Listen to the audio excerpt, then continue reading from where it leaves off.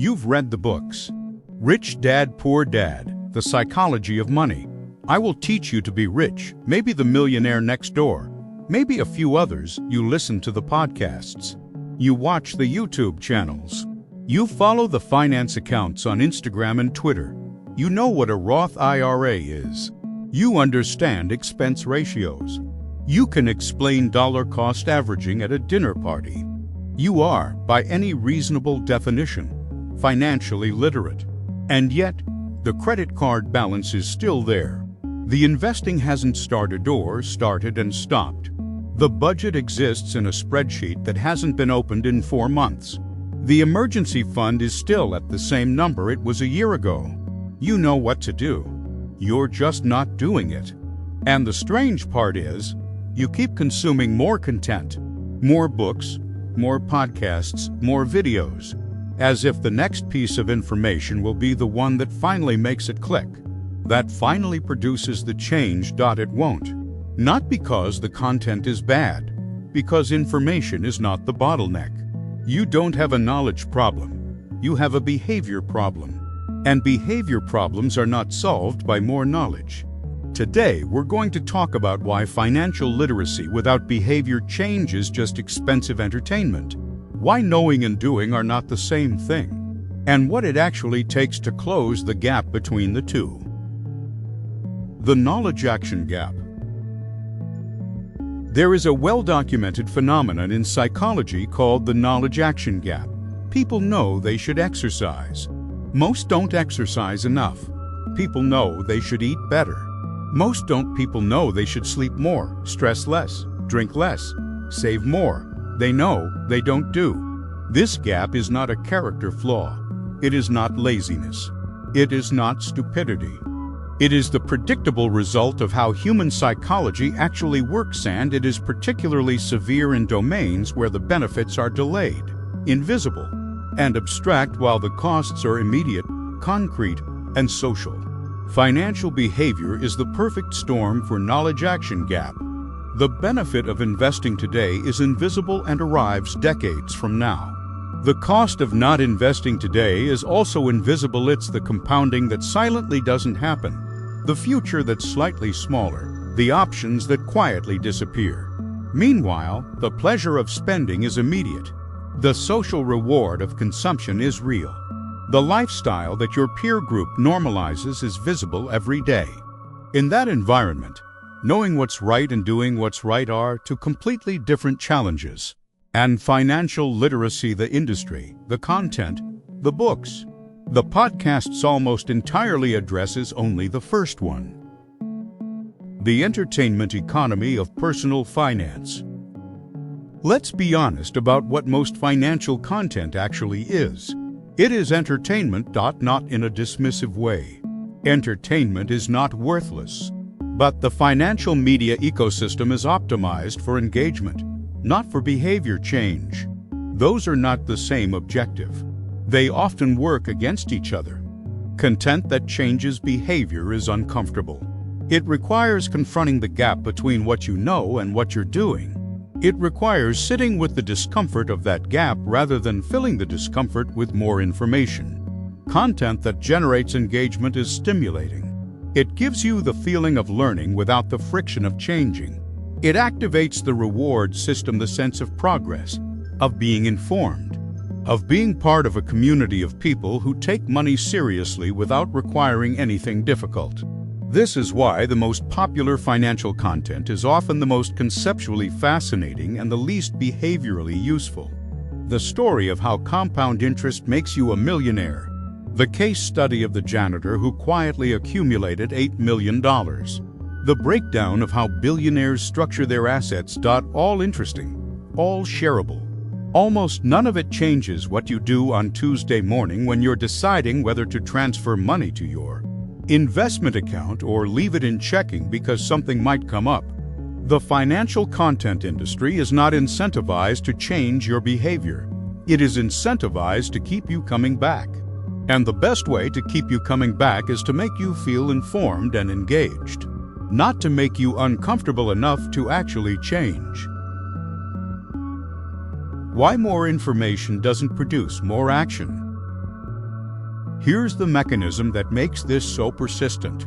Every time you consume financial content, read an article, finish a book, listen to an episode, you get a small neurological reward, a sense of progress, a feeling of having done something productive. Your brain does not distinguish between learning about investing and actually investing. Both activate a sense of forward movement. Both feel like progress. But only one of them actually is. This is called substitution. The consumption of information becomes a substitute for the action the information is supposed to motivate. And because the information consumption feels like progress, it reduces the psychological pressure to do the harder thing. You feel informed. You feel like someone who takes this seriously. That feeling satisfies enough of the drive to improve your finances that the actual behavior change, which is uncomfortable and effortful, gets deferred until the next book, the next podcast, the next video that's going to finally make it all clear. The cycle is self-reinforcing, and it can run for years without producing a single meaningful change in your financial behavior. The specific ways literacy without behavior fails. Let's get concrete. Here are the patterns that show up most consistently. The perpetual learner. This person knows an enormous amount about personal finance. They can discuss the efficient market hypothesis, the 4% rule, sequence of returns risk, tax loss harvesting, Roth conversion ladders, their actual portfolio, a savings account and a 401k they set up 3 years ago and haven't looked at since. The knowledge and the behavior exist in completely separate compartments. The learning has become a hobby, genuinely engaging, socially rewarding, intellectually stimulating, but entirely disconnected from the financial decisions they make every day. The motivated but inconsistent. This person gets inspired. They read something powerful, or hit a financial scare, or have a real conversation about money. They make changes. They set up a budget. They open an investment account. They feel different this time. 6 weeks later, the budget is abandoned. The automatic transfer they set up got paused when an expense came up and never got restarted. The motivation was real. The knowledge was real. But motivation without structural change is temporary by definition. Life fills the space. The default behavior returns. The sophisticated rationalizer. This is the most dangerous version. This person uses their financial literacy to construct increasingly sophisticated reasons why their behavior is actually correct. I'm not investing aggressively right now because of the macroeconomic environment. Translation: the market makes me nervous and I'm not investing. I'm keeping more cash than typical because of optionality. Translation: I haven't built the habit of investing and cash feels safer. I'm paying off my mortgage aggressively instead of investing because I value the guaranteed return. Sometimes true, often a rationalization for avoiding the discomfort of market volatility. Financial literacy gives you the vocabulary to make almost any behavior sound reasonable. And a sophisticated enough rationalization is nearly indistinguishable to yourself from a genuinely good decision. What actually drives financial behavior? If information doesn't drive behavior, what does? The research across behavioral economics, psychology, and habit formation converges on a few consistent answers. Environment and defaults. The single most powerful driver of financial behavior is what happens automatically, what your defaults are, what requires effort to change versus what requires no effort to continue. If your paycheck lands in your checking account and investing requires a deliberate monthly decision, most people will invest inconsistently.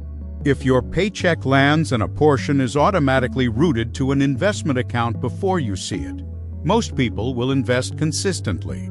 The behavior is almost identical. The outcome difference over 30 years is enormous. Your environment is doing most of the behavioral work, in finance as in everything else. Optimizing your information intake while leaving your environment unchanged is almost entirely wasted effort. Identity and self-narrative. People act in ways that are consistent with who they believe themselves to be. Someone who sees themselves as not a money person will unconsciously resist financial behaviors that contradict that identity even when they intellectually know those behaviors are correct. Someone who has adopted the identity of an investor will make investment decisions automatically, without deliberation, because that's just what investors do. This is why financial content that speaks to identity, not just to information, tends to produce more behavior change. Not "here's why you should invest," but "here's who you're becoming when you invest." The shift from "I should do this" to "this is what someone like me does" is one of the most powerful levers in behavior change. And it has almost nothing to do with how much you know. Friction and activation energy. Every behavior has an activation energy, the amount of effort required to initiate it. Lower the activation energy and the behavior becomes more likely. Raise it and the behavior becomes less likely. Most people's financial systems are set up in ways that maximize friction for good behaviors and minimize friction for bad ones. Spending is frictionless. One tap, instant gratification, no delay. Investing requires logging in, navigating, making decisions, transferring money, waiting for settlement. Multiple steps, multiple decision points, multiple opportunities to stop. Financial literacy tells you that investing is important. It does essentially nothing to reduce the friction of actually doing it. Only redesigning your system reduces friction. Accountability and social context. Humans are social animals. Behavior that happens in isolation with no visibility, no accountability, no social reinforcement is dramatically harder to sustain than behavior embedded in social context. This is why gyms work better than home workouts for most people. Why people do better in weight loss programs than when dieting alone. Why accountability partners actually help. Financial behavior happens almost entirely in private, which means one of the most powerful drivers of behavior change, social accountability, is almost entirely absent. Knowing what to do privately does not substitute for the behavioral power of being seen doing it. The cost of mistaking learning for progress. Let's put a number on this, not precisely but directionally. The average person who considers themselves financially literate but hasn't changed their behavior spends somewhere between 30 minutes and 2 hours per week consuming financial content, books, podcasts, articles, videos. Over a year, that's 25 to 100 hours of engagement with financial information.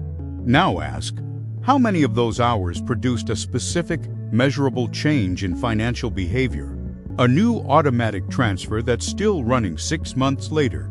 A debt payoff plan that actually got executed. A budget that's still being used. For most people, the honest answer is very few, maybe none. The hours were spent, the knowledge accumulated. The behavior remained essentially unchanged. Now think about what those hours, or a fraction of them spent on actually redesigning your financial systems, could have produced. Setting up automatic investments, restructuring your accounts, building a simple tracking system, having a difficult conversation about money with a partner. The return on those hours is not more knowledge. It's compounding capital. It's actual financial change. It's the behavior that information was always supposed to produce. Learning about money feels productive. It activates the same feeling as actually managing money better. But the feelings are not the same thing. And over years and decades, the gap between feeling financially informed and actually changing financial behavior becomes a gap measured in hundreds of thousands of dollars. That gap is what makes financial literacy, without behavior change, genuinely expensive. Not because the information costs money, most of it is free, but because the time spent consuming it crowds out the time that could have been spent changing the systems that drive behavior. And because the feeling of progress it creates reduces the psychological urgency to actually change. What behavior change in finance actually requires? So what does it actually take to close the gap? Not more information, not better information, a completely different approach. It requires treating financial behavior as a systems design problem, not a knowledge problem. The question is not what should I know about investing. The question is what would my environment look like if the right financial behaviors happened automatically, without relying on my motivation or discipline on any given day. That means automating every investment you can. It means restructuring accounts so that spending requires a deliberate decision rather than saving. It means removing the friction from the behaviors you want to do more of and adding friction to the ones you want to do less of. It requires identity-level commitment, not just goal setting. I want to save more is a goal. Goals fail because they rely on motivation, which is finite and variable. I am someone who invests a fixed percentage of every paycheck is an identity statement. Identity is more durable than goals because it's about who you are, not what you're trying to achieve. The shift sounds subtle. The behavioral difference is significant. It requires making financial behavior visible and social. Tell someone about your financial goals. Find one person whose job is to ask you once a month whether you did the thing you said you were going to do. This is uncomfortable. It's supposed to be. The discomfort is what makes it work. The accountability that private financial decisions completely lack. It requires honesty about the gap between knowing and doing. The sophisticated rationalizer can't change because they've convinced themselves. There is no gap that their behavior is actually well-reasoned rather than emotionally driven. The first step in closing the gap is seeing it clearly, listing the things you know you should be doing financially, listing what you're actually doing, looking at the difference without explanation or rationalization. That list, not another book, not another podcast, is where the work begins. Closing. You don't need another book about compound interest. You don't need another framework for thinking about money. Another explanation of why index funds beat active management. Another case study of someone who built wealth quietly while everyone else was spending. You have enough information. You've had enough information for a while. What you need is a system that makes the right behavior happen automatically. An identity that makes the right behavior feel natural. An accountability structure that makes the right behavior visible. And the honesty to look directly at the gap between what you know and what you do without filling that gap with more content. Financial literacy is genuinely valuable. Understanding money, how markets work, how debt compounds, how time amplifies decisions. That knowledge has real worth. But knowledge that doesn't change behavior is just expensive in the most invisible way possible. It costs you hours you could have spent building systems. It costs you the urgency you needed to actually change. And it costs you, quietly, the compounding that never ran because the action never followed the information. The most financially sophisticated person in the room is not the one who knows the most. It's the one whose behavior is most consistent with what they know. That gap between knowing and doing is where financial futures are actually decided. And closing it doesn't start with the next book. It starts with the next decision.